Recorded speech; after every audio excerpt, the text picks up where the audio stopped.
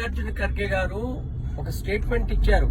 గంగలో మునిగితే పేదరికం పోతుందా అని, గంగలో మునిగితే పాపాలు పోతాయా అని.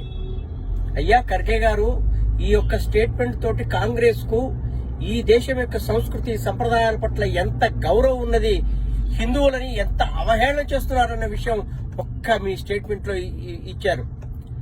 మరి మీరు ముస్లింలకి సబ్సిడీలు ఇచ్చి మరీ హజ్ యాత్రలు పంపుతున్నారు కదా, అప్పుడు పేదరికం పోయిందా?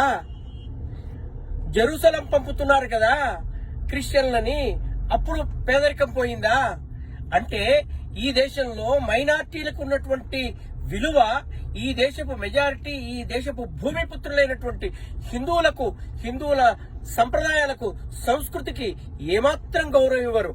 కాబట్టి ఈ యొక్క విషయంతో మనం గమనించవచ్చు, కాంగ్రెస్ హిందువులకు బద్ద వ్యతిరేకని, హిందూ సంస్కృతిని నాశనం చేయడానికి కంకణం కట్టుకుంది అని, సెక్యులరిజం ముసుగులో హిందుత్వాన్ని సర్వనాశనం చేయడానికి కూర్చుంది అని.